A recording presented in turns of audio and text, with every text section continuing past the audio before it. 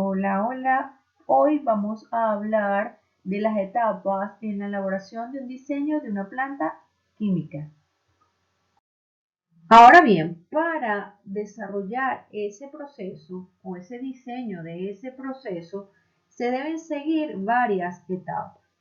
La primera de ellas, que ya les comenté hace rato, es el objetivo, ¿ok?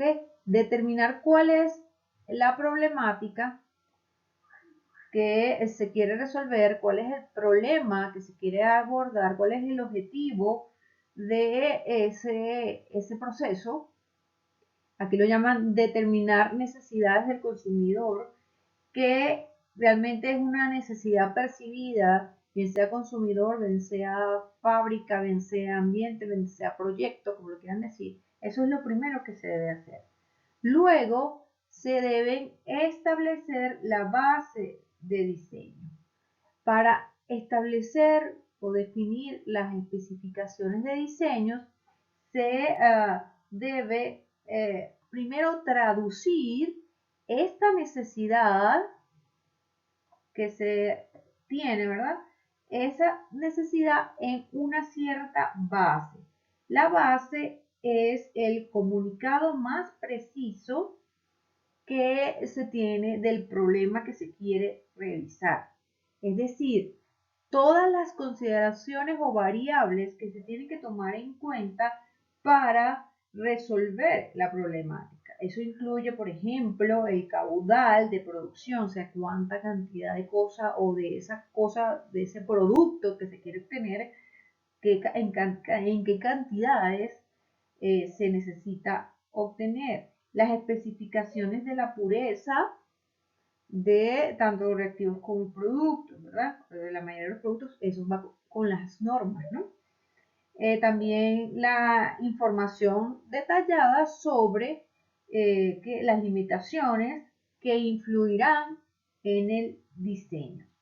¿Cuáles pueden ser esas limitaciones?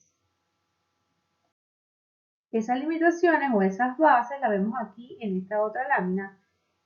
La primera de ellas es el sistema de unidades con el cual se necesita trabajar, dependiendo del contexto. Sabemos que en Venezuela se trabaja con un sistema de unidades que no necesariamente es el mismo que en otros países, o también depende del tipo de planta que se desea instalar, ¿no?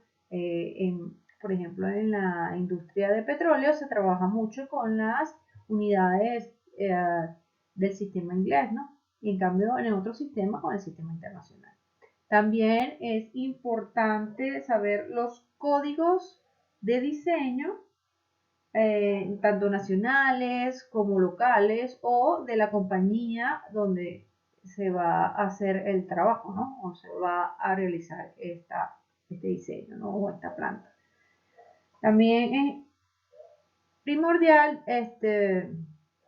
tener los detalles de las materias primas que están disponibles nacionalmente o que están a disposición para hacer ese producto, para obtener, para sintetizar ese producto. Luego, información de posibles lugares donde se puede colocar la planta. Parece que estamos partiendo de que es una planta nueva, ¿no? A veces no necesariamente es una planta nueva, sino es un anexo a una planta ya existente. Ya lo vamos a ver más adelante, ¿no? También se necesita establecer como base de diseño la información de las condiciones de disponibilidad y precio de los servicios públicos que requiere toda planta. Por ejemplo, los, la luz, el agua, um, el servicio de gas, etcétera, ¿no? Aquí cuando también se me olvidó decirles, pero cuando hablamos de los posibles lugares, también es importante tener datos climatológicos, condiciones sísmicas y disponibilidad de la infraestructura de estos posibles lugares. Esos son datos y documentos que uno debe tener para cuando se están estableciendo las bases de diseño. Ok, una vez definidas y establecidas las bases de diseño, todos los aspectos que mencioné anteriormente, se debe generar el concepto de diseños posibles. Ya sabemos que tenemos diseños deseables, o sí, deseables, y los diseños posibles, una vez que se evalúan todas las limitaciones, ¿no? El diseño, como ya lo dije, es encontrar posibles soluciones al problema. Y como ya les dije, es la parte creativa que depende de cada diseñador o de la persona que esté o las personas que estén encargadas de esa tarea, ¿verdad? Y también depende del nivel de experiencia que tengan esas personas. Generalmente se usan métodos que ya están probados y que han sido evaluados para el diseño de las plantas químicas. ¿Ok? ¿Por qué? Porque un concepto nuevo que parta desde cero es muy difícil de realizar y también se necesita muchísimo dinero, o sea, es mucho más costoso. Los proyectos de ingeniería química entonces se pueden dividir dependiendo del grado de novedad en tres tipos. ¿Ok? El primero simplemente que incluye modificaciones y adiciones a una planta ya existente. Simplemente adicionar un anexo a una planta para producir un nuevo producto o para ampliar la producción de unos productos ya existentes. ¿Okay? Otro tipo de proyectos de planta es generar una nueva capacidad de producción para satisfacer la demanda, lo que le decía anteriormente. Cuando se quiere aumentar la producción, pues se hace una ampliación de la planta y ese sería ese tipo de proyecto. Y también existen los proyectos que les comentaba anteriormente, nuevos, desarrollados desde nivel de laboratorio, desde cero.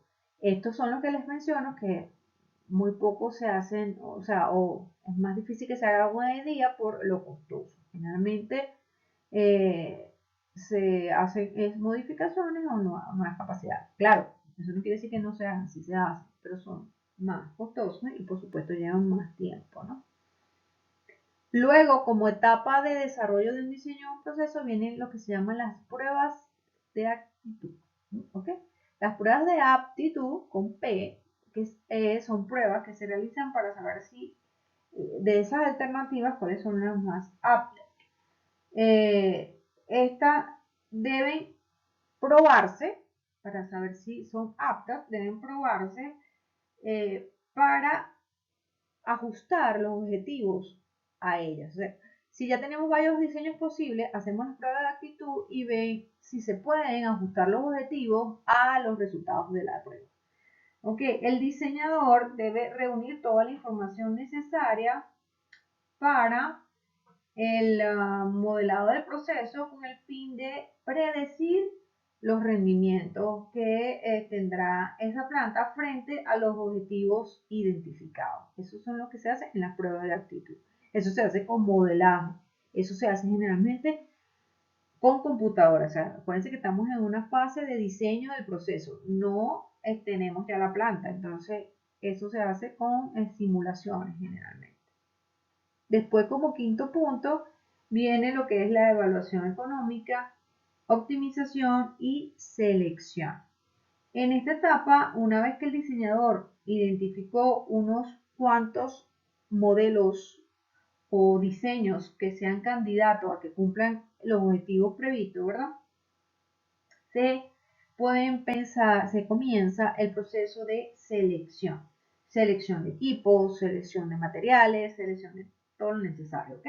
El criterio primordial para la selección normalmente es el rendimiento económico, como en la mayoría de los casos. También hay factores que son determinantes cuando se hace la selección, que son los factores como impacto ambiental y, por supuesto, reglamentos, normas o leyes, ¿ok?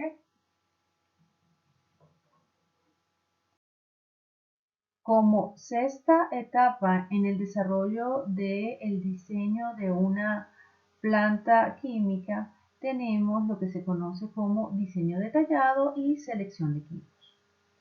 Aquí se determinan las especificaciones a detalle de cada uno de los equipos que se van a emplear o que se van a necesitar en esta planta, como son por ejemplo los tanques, los intercambiadores de calor, las bombas, las columnas, los instrumentos, etc.